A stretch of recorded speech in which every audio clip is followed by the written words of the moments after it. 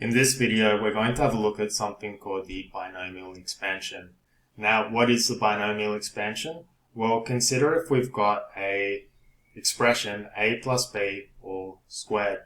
Now, from our practice in the past, we know if we want to expand this outwards, what we're going to say is we're going to get a squared plus 2ab plus b squared. And life is good. These are really easy to expand outward. But consider, what if we get something that's to a significantly higher power? What if we get a plus b all to the power of, let's say, 7? In this case here, we could expand it out using brute force and go through all of the terms, but that would take ages.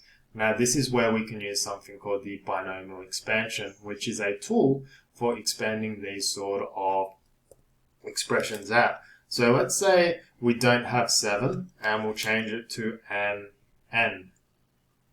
So a plus b to the power of n. If we wanted to expand this out, then we can apply this pattern. So we're going to get a to the power of n plus a, not quite a, the combination, so n combination 1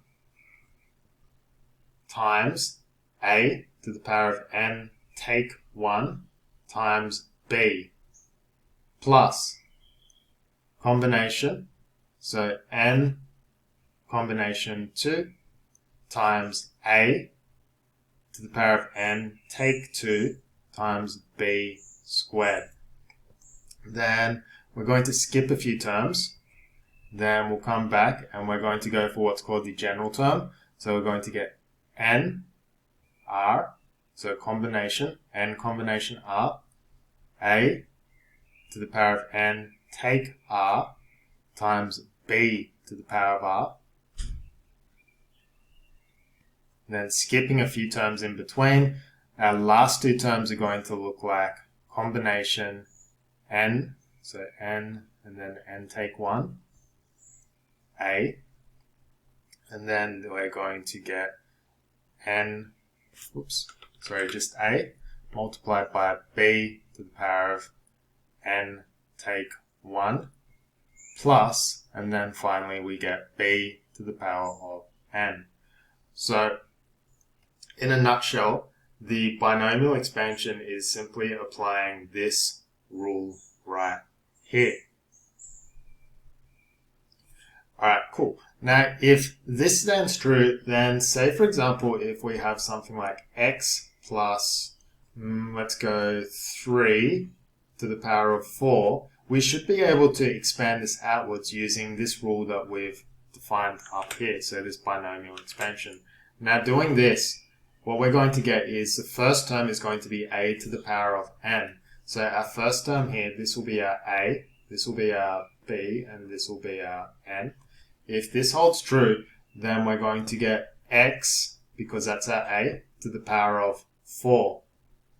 Now, our next term is going to be, well, n is equal to 4, so that goes up top. So it's 4 combination 1 multiplied by x to the power of 4 take 1 multiplied by b to the power of 1. So it's an implied 1 there. Plus, we're going to go 4 combination 2 times x to the power of 4 take 2 multiplied by 3 to the power of 2 plus combination, so 4 combination 3, then we're going to get x to the power of 4 take 3 times 3 to the power of 3, so 3 cubed. And then we're going to go for our final term, and it's going to be of this form here. So that would become b, so in this case 3 to the power of 4. Now, expanding this outwards, well, that's going to stay as x to the power of 4. The next one is going to be 4 combination 1. So another way of writing this is, let's go 4c1. Now I need to use the proper notation. 4c1. That's going to be 4 4c2, and then 4c3. Okay. So how many times can we rearrange 4 into 1? And in this case, if we go 4c1 in our calculator, we get 4 multiplied by x to the power of 4 take 1, so that's x cubed times 3. Plus, how many times can we do a combination of 4 into 2? And if we put that in our calculator, there are 6 different combinations. And then x to the power of 4 take 2, that's x squared, multiplied by 3 squared is 9. Plus, how many times can we do 4 into 3? That's going to be 4. And then x to the power of 4 take 3, that's just x to the power of 1. And then 3 cubed is going to be 27, I believe, plus 3 to the power of 4, and I believe that is 81. Now, cleaning up all of our coefficients, we're going to get x to the power of 4, then 4 times 3, that's going to be 12 to the power, or 12 times x cubed, plus 6 times 9, 54, x squared, plus 4 times 27, so I'll need my calculator for that one. 4 times 27, that's 108 x plus 81. Now what I'll do is I'll use an online calculator to verify that I've done that properly. Alright, using one of my favorite tools, Wolfram Alpha, so a website that does all sorts of really cool mathematics for you.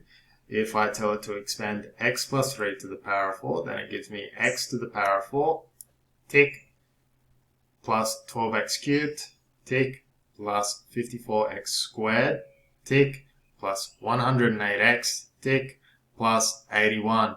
So that is how we would use the binomial expansion to expand some nice expressions or high order expressions. Now that we know how to apply the binomial expansion, there are a number of different questions that could be thrown your way in terms of the application of this tool. So consider if we have, let's go, we'll go x squared plus 4 over x all to the power of 12. Imagine that we have this sort of question here, and we get asked to find what is the general term.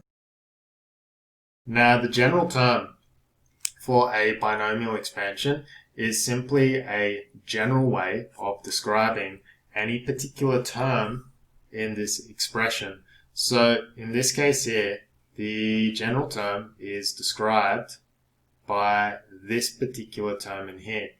The n combination r times a to the power of n take r plus b to the power of r. The reason we call this a general term is simply because we haven't plugged in any values just yet. So what this serves is as a nice little base to plug in whatever value of r we want, and it will spit out the corresponding value in the expanded expression. So a really nifty tool to have. So if we're going for the general term of x squared plus 4 over x all to the power of 12, then what we need to know is what is a. And in this case, this is a, this is b, and this is n. Now writing that out, our notation is t, and then we're going for general terms. So r plus 1 is going to be equal to, and we go up, and we can see it's going to be this guy here. So combination, so n combination r, then we're going to go a, n take r, times b to the power of r. Now notice that we already know the values of n, a, and b. So what that means is that we're going to get a general term of 12 and r, like so, combination 12 combination r. A is going to be x squared. So put that in brackets and take r. Then b. is going to be 4 over x, and that's going to be to the power of r. Now we're not done yet, we have to simplify this out.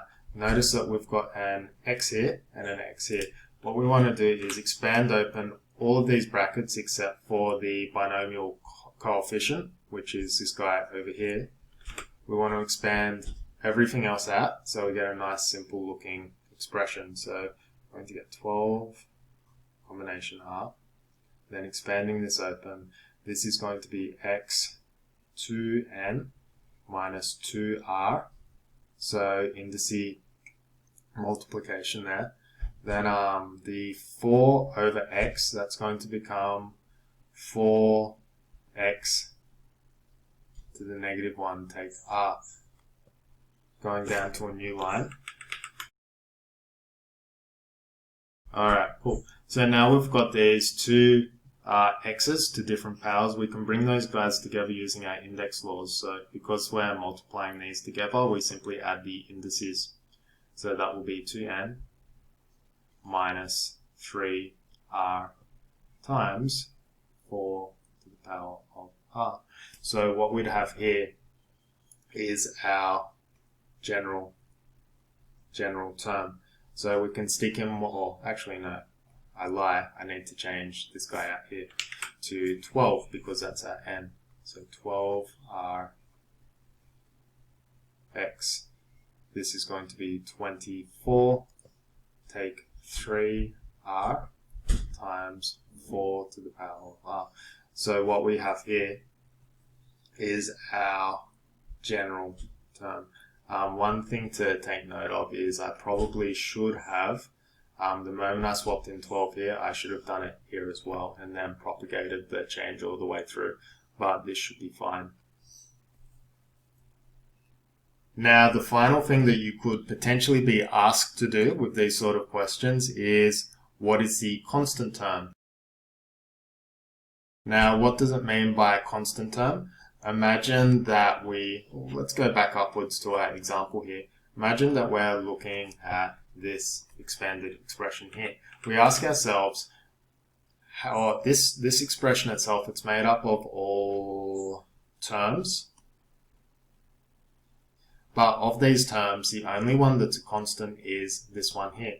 The reason this one is the constant is because it doesn't have any variable assigned with it or multiplied to it.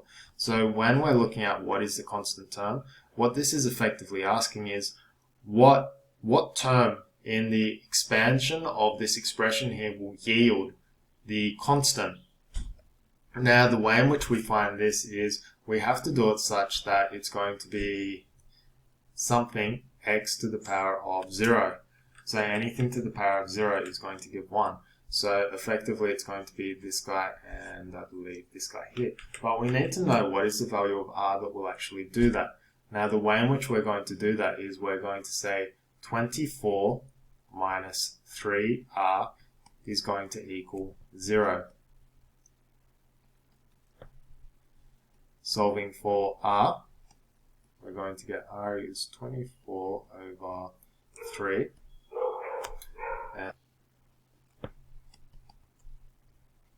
Therefore, the value of r is going to equal 8. So, the constant term is going to occur when we go t, 8 plus 1, and then we'll put in 12, 8, x. Then we need to go 24 minus 3 times 8 times 4 to the power of 8. Now doing this, we need to go down to a new line so it doesn't get overly crowded. 12 combination 8. Then this x is going to become to the power of 0 multiplied by 4 to the power of 8. 12 combination 8 is going to yield 495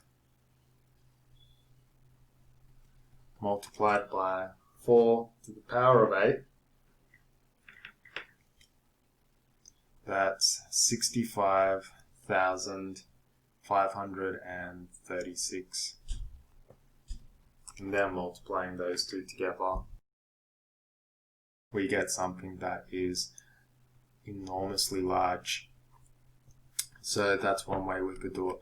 Or we can simply just write t to the power of 9 is equal to 12 combination 8 multiplied by 4 to the power of 8.